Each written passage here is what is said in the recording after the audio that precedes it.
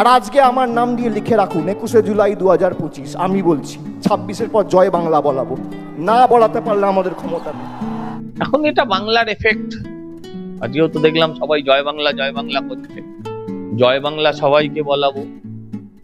আমরাও বলছি 26-এর পর আমরা অভিষেককে একটা বিশেষ পোশাক পরাবো, সাদার ওপর ডোরা ডোরা, সাদার ওপর কালো ডোরা ডোরা বিশেষ পোশাক। ভালো বক্তব্য দিলেন, কিন্তু সাদার উপর কালো কালো ডোরা সেটা তো আমরা বুঝতে পারলাম। অভিষেক ব্যানার্জি যে ভাষণগুলো দেন সেই ভাষণগুলোর পরিপ্রেক্ষিতে আপনারা যেহেতু বিরোধী সেহেতু আপনারা তো বলবেনই, কিন্তু অভিষেক ব্যানার্জিকে কালো ডোরা পরানোটা একেবারে যেমন সহজ নয় তেমনি আবার কঠিনও নয়। কারণ এটা নিয়েই আমার ভিডিওটা, এটা বঙ্গ টিভির ভিডিও। যাই হোক, বঙ্গ টিভির ভিডিও থেকে আমি বলছি, কারণ আজকে বাংলার যে অবস্থাটা সেই অবস্থাটাকে যদি আমরা চিন্তা করি একেবারে ভয়াবহ। বাংলা একেবারে ঋণে ভর্তি হয়ে গেছে। বাংলার প্রত্যেকটি মানুষ 4-5 লক্ষ টাকা করে ঋণী। যখনই একটা বাচ্চা জন্ম নেবে তার ঘাড়ে প্রায় 2 থেকে 2.5 লাখ টাকা ঋণ পড়ে যায়। যদি হিসাব করেন, এই কৃষক বন্ধুর টাকা আজ প্রায় 1 মাস থেকে দিচ্ছে। এমন কতগুলি নিউজ চ্যানেল তৈরি করে রেখেছে, প্রত্যেক দিনে দেখাচ্ছে যে আজকে পয়সা আপনাদের অ্যাকাউন্টে ঢোকাইছে, কালকে দেখাচ্ছে যে আজকে আপনার অ্যাকাউন্টে টাকা ঢোকাবে, অমুক জেলাতে ঢুকিয়েছে, তমুক জেলাতে ঢুকিয়েছে। বাস্তবে কিন্তু একটাও নেই। এই সরকার অত্যন্ত মিথ্যাবাদী সরকার। এরা এত মিথ্যা কথা বলতে পারে যেটা ভাববার অতীত। আমরা ভেবেছিলাম মা মাটির সরকার খুবই ভালো সরকার হবে, কিন্তু 5 বছর পর দেখা গেল এটা একেবারে একটা মির্জাফর সরকার। বলতে আজকে আমি বাধ্য হচ্ছি, দীর্ঘ 20 বছর ধরে তৃণমূল কংগ্রেস করে এসে আজকে আমি এই কথাগুলি বলতে বাধ্য হচ্ছি। কারণ তৃণমূল কংগ্রেসের যে নীতি নিয়ম সবগুলি শেষ হয়ে গেছে, ভেস্তে গেছে। তৃণমূল কংগ্রেসের যে আদর্শ, সেই আদর্শ আজ আর তৃণমূল কংগ্রেসের মধ্যে নেই ভাই। তাই বলতে বাধ্য হচ্ছি। আমি বলতে চাইনি, কিন্তু আজকে বলতে বাধ্য হলাম। কারণ তৃণমূল কংগ্রেসের ওই পার্থ চট্টোপাধ্যায়, ওই বীরভূমের যে বাঘা ছিল, যে নাকি গরুর দালালি করত, সে বর্তমানে জেলে আছে। সুব্রত মণ্ডল না কি নাম যেন তার, ওগুলোর নাম নিতেও আমার ভালো লাগে না। কারণ এই ভ্রষ্টাচারী, এই কুলাঙ্গারদের নাম নিতে খুব আমার ঘৃণা করে। বাংলাটাকে এরা একেবারে ডুবে দিল। বাংলার যে একটা নাম ছিল সেই নামটা সারা ভারতবর্ষ থেকে মুছে গেছে। আমরা তো পর রাজ্যে থাকি, আমরা রাজস্থানে থাকি, কিন্তু শুনি রাজস্থানীরা প্রায় বলে যে ভাই তোমাদের বেঙ্গলের মধ্যে এত চোর, কয়লা চোর, গরু চোর, ছাগল চোর, শিক্ষা চোর, স্কুল চোর, হ্যাঁ সব ধরনের চোর আমাদের বেঙ্গলের মধ্যে। তাই এই কথাগুলি শুনতে শুনতে এদের বিরুদ্ধে, অর্থাৎ এদের ভাষণগুলিও যেমন ভালো লাগে না, তেমনি এদের বিরুদ্ধে কথা বলতে ইচ্ছা করে। তাই একটা ছোট্ট চ্যানেল খুলেছি। ছোট্ট চ্যানেলের মাধ্যমে 2-4টি কথা যদি বলতে পারি, সেই সুযোগটা ভগবান আমাকে করে দিয়েছে। তাই 2-4টি কথা বলি আর কি। যাই হোক, আপনারা যখন আমার ভিডিওগুলি কম বেশি দেখেন ভালোই লাগে, সেই হিসেবে 2-4টা ভিডিও আপলোড করি। কিন্তু চ্যানেলে দেখি সেরকম একটা ভিউজ আসে না, তবুও করি। যাই হোক, আজকে অভিষেক ব্যানার্জি বড় বড় ভাষণ দিলেন। সেই ভাষণের পরিপ্রেক্ষিতে বিজেপির এই নেতা তিনিও কিছু বলতেছেন, খুব ভালো কথা। তা কালো ডোরা তাড়াতাড়ি পরিয়ে দিন, কারণ এই ভ্রষ্টাচারী, এই কুলাঙ্গারদের জন্য বাংলাটা শেষ হয়ে গেছে, আর বাংলার অস্তিত্ব নেই।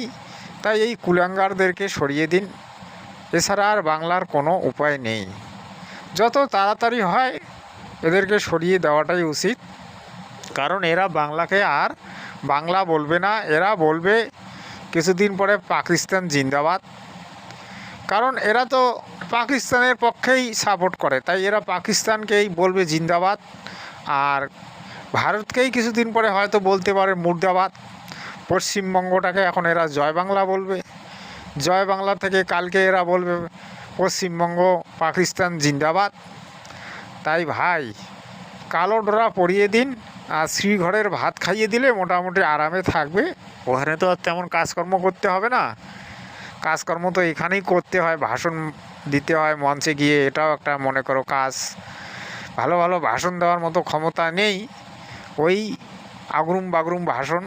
তো এগুলো আর কে শুনে? মানুষ বর্তমানে শিক্ষিত হয়ে গেছে, এগুলো আর শোনার ইচ্ছা করে না, মনে করে যে আমরাই চালাক আর বাকি দুনিয়া সব বোকা। আসলে ওই যে কয় না, যখন পিপিলিকার পাখা গজায় মরণের তরে, তাই এদের একটা সময় আসবে, ধাপাস করে পড়ে যাবে, ধাপাস করে পড়ে গেলে এরা খাপাস হয়ে যাবে, এটাই এরা চাচ্ছে। অভিষেক বন্দ্যোপাধ্যায়কে পড়া কয়েক বছরে 40% সংখ্যাটা মনে রাখবেন, বেকারত্বের হার কমিয়েছি। উনি বলেছেন 40% বেকার কমেছে, এটা আমি শুনেছি, ঠিক বলেছেন। কারণ বেকাররা সব পশ্চিমবঙ্গ ছেড়ে চলেই গেছে, পশ্চিমবঙ্গ ছেড়ে বেকাররা চলে গেছে, তাই পশ্চিমবঙ্গের বেকার কিছুটা কমে গেছে। যে আগামী 26-এ এদের শূন্য করে ছাড়তে হবে। এই তো কিছুদিন আগে 26,000 চাকরি চলে গেল।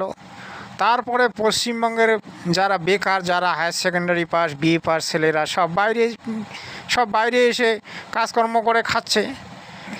আজকে higher secondary BA pass, MA pass ছেলে বাইরে এসে কোম্পানির কোনো না কোনো একটা কাজে যুক্ত হয়েছে, একটা ছোটো মোটো কাজ করে সংসার চালাচ্ছে। এই তো বেকার দূর হয়েছে। কোনো রকম কোনো বেকার দূর হয়নি, বেকারের সংখ্যা আরও পশ্চিমবঙ্গে বেড়েছে। পশ্চিমবঙ্গ একটা অ্যাটম বম তৈরি হয়ে গেছে, যে অ্যাটম বম ফাটলেই পশ্চিমবঙ্গ একদম ব্রাস্ট হয়ে যাবে। পশ্চিমবঙ্গের মানুষ বর্তমানে আসলে একটা অ্যাটম বম। একদিকে শিক্ষার অবনতি, একদিকে চাকরির অবনতি, একদিকে যাতায়াতের অসুবিধা। যে কোনো জায়গায় অফিস আদালতে যাবেন, সেখানে ঘুষ না দিলে কোনো উপায় নেই। একটা যদি 50 টাকারও কাজ করেন, সেখানে 100 টাকা দিতে হবে। একটা ফর্ম ফিল আপ করবেন, সেখানেও 50 টাকা দিয়ে ফর্মটা ফিল আপ করতে হবে। স্কুলে গিয়ে দেখবেন শিক্ষক নেই, অফিসে গিয়ে দেখবেন অফিসার নেই। অফিসারকে বাড়ি থেকে ডেকে নিয়ে আসতে হবে, তাকে 100 টাকা দিতে হবে, 500 টাকা দিতে হবে, তবে সে কাজ করবে। এগুলো আমি ঘুরে ঘুরে দেখেছি অফিস আদালতে। তাই আমি বলছি, পশ্চিমবঙ্গে কোনো রকম কোনো আইন কানুন ব্যবস্থা নেই, সব একদম উচ্ছন্নে গেছে। আজ মমতা দিদি যেগুলো বলছে, মমতা দিদি তো ঘরে থেকেই সব বলে, বাইরে তো আর বেরোয় না। অফিস আদালতে কী হচ্ছে সেটা মমতা ব্যানার্জি কি দেখে? মমতা দিদি ঘরে বসেই ভাষণ দেয়। যখন ভোট আসে তখন হিন্দু মুসলিম, কখনো হিন্দুর মন্দিরে যাবে, কখনো মুসলমানের হয়ে নামাজ পড়বে, একদম 12 অবতার। তারপরে কখনো ধাক্কা লেগে তার পায়ের ঠ্যাং ভেঙে যাবে, ফির ভোট বেরোলেই তার পাও ঠিক হয়ে যাবে। কত রকম নাটক দেখলাম দিদি, আর কত নাটক দেখব? তাই আপনার পার্টি আপনার কাছে থাক, আর জনগণের জায়গায় থাক। আর কি বলবো, মঞ্চে এটাই থাক উঠলে এরকম আজকের অনেক কিছু ভিডিও। বলতে হয়, আর বিশেষ করে অভিষেক বন্দ্যোপাধ্যায় এর আগে বলেছিল অর্জুন সিং যদি জেতে, একটা বুথে জেতে, তাহলে আমি আমার হাতের কবজি কেটে দেবো। তারপর বলেছিল আমার বিরুদ্ধে যদি কোনো অভিযোগ প্রমাণিত হয়, তাহলে আমি ফাঁসিতে চড়ে যাব। সেই কবে থেকে ধর্মতলায় জল্লাদ ফাঁসি কাঠ তৈরি করে দাঁড়িয়ে আছে, পিডাব্লিউডির লোকেরা বাঁশ টাঁশ নিয়ে দাঁড়িয়ে আছে, শুধু তোমার দেখা নাই, আসামির দেখা নাই। মেরুদণ্ড বিক্রি। আর বেশি দিন নেই, কারণ ওই যে মরণের তরে পিপিলিকার পাখা গজায়, সেটা কিছুদিনের মধ্যে হয়তো 26-এর পরে দেখা যাবে। তবে মানুষ যে বিজেপিমুখী হয়েছে এবং তৃণমূল ছেড়ে দিচ্ছে, এটা সত্য। কারণ আমি যখন 20 বছর ধরে তৃণমূল কংগ্রেস করে এসে আজ আমি বিজেপিমুখী হয়েছি, তখন আমার মতো কত যুবক ছেলে, কত বেকার ছেলে এই তৃণমূল কংগ্রেসকে ছাড়বে বা ছাড়ছে। 26,000 চাকরি খেয়ে নিলেন, আমাদের মতো বেকাররা দেশ বিদেশে ঘুরে বেড়াচ্ছে আর বেকারত্ব মুছে ফেলেছে, ভাষণ দিচ্ছে। এগুলো ভাষণের কোনো অর্থ নেই।